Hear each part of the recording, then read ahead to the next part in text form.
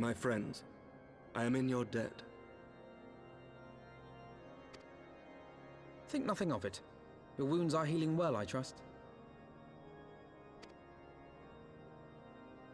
Some wounds do not heal.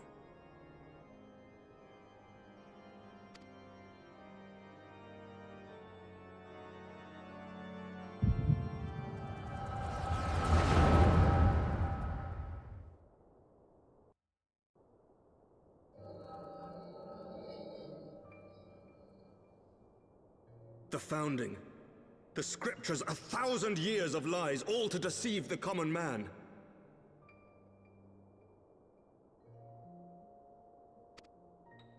Nay, our own brothers and sisters. For the blood of the Knights 12 flows within all our veins. You knew this to be true. You knew, and you concealed it.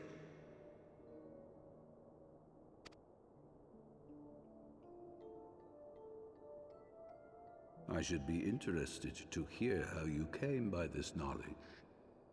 But yes, you have the right of it.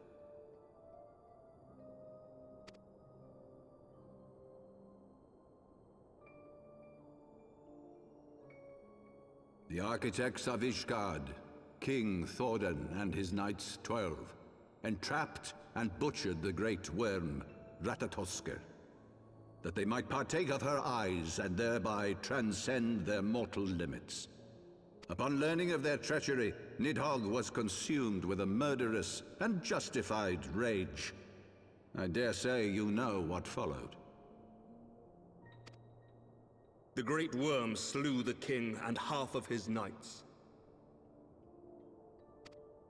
Aye, but Nidhogg was subdued, and his eyes plucked from their sockets by the knights that remained. Their one mistake was to show mercy, for from his brother Hraesvelgr did Nidhogg receive a new eye, thus rejuvenating his form and empowering him to embark upon an eternal quest for vengeance. Whilst Thordan's son Haldreth took one of Nidhogg's eyes and learned to wield its power in defense of his people. Thus was the first Azure Dragoon born, and ever since that time, his honored successors have risen to drive Nidhogg from our lands whenever the worm has returned to plague us.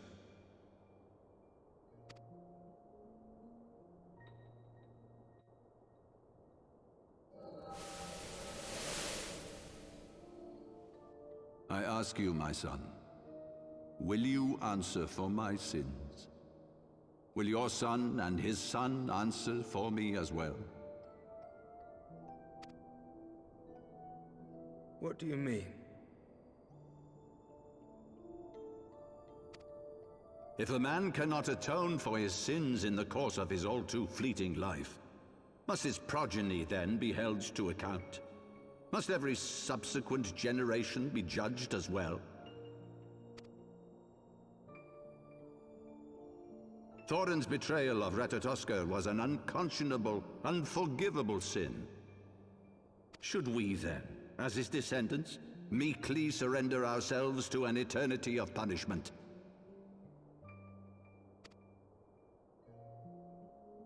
Nay, say I. I would not see our children sacrificed in a vain attempt to appease an implacable foe. Dragons are not like us, my son. To they who live forever, the wrongs of antiquity are as those of yesterday. No reparations shall ever suffice.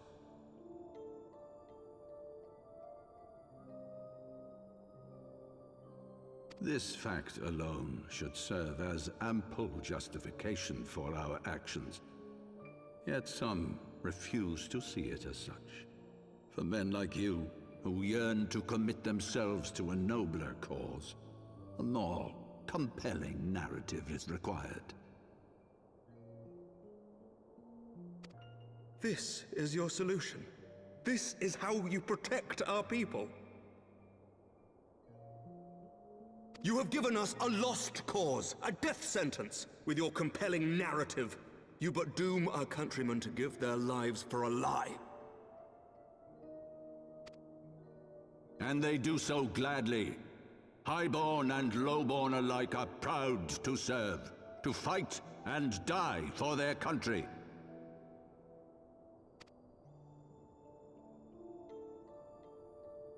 And what would you say to them? What would you tell the wives who have lost their husbands? The mothers who have lost their sons? That their loved ones died for naught?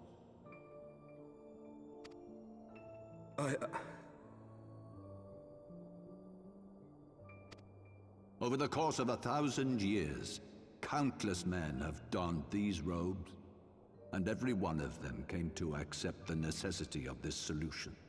Once, I hoped you might come to accept it as well.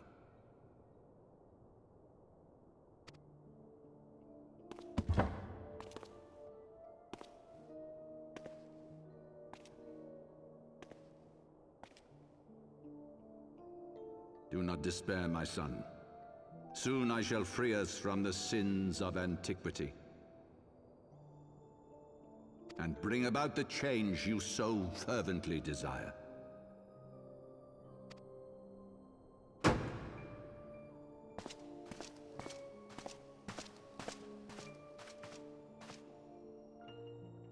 If he has spoken with others, I would have their names. Escort him to a cell and question him thoroughly.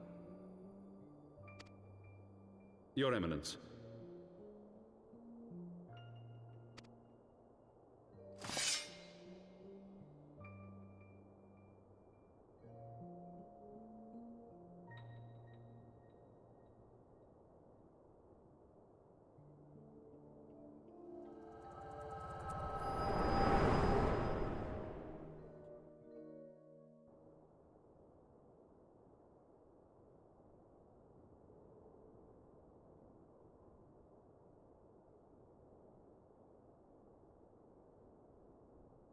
You saw something, did you not?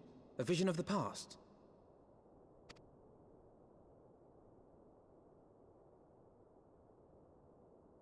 So this is the power of the Echo. Would that it had shown you a finer moment from my past. 'Twas an exercise in futility, as you saw. Faced with the firmity of his conviction and his many ready rejoinders, my words deserted me. To be frank, I am embarrassed to recall it.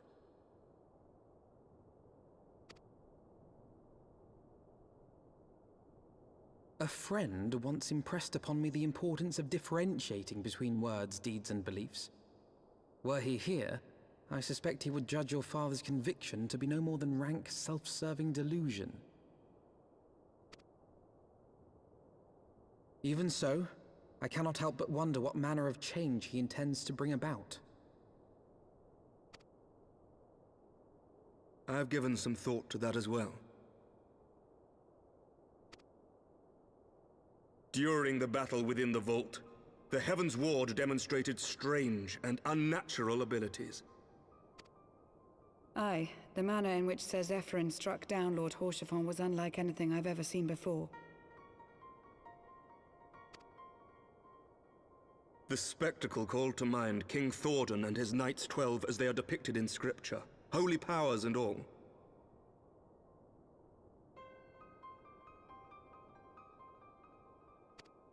Mere fabrications, which have become objects of faith, instilled with the belief of countless devoted souls.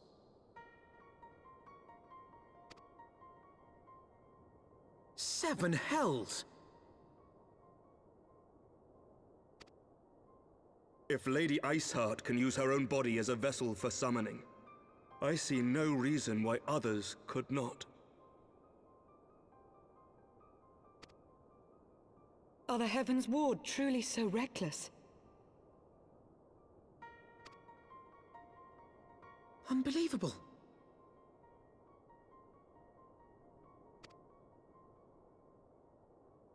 As they fled, my father spoke of Aziz La.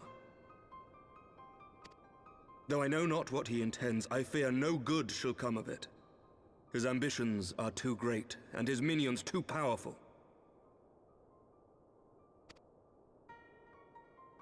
We must find the Heavens Ward and stop my father before it is too late.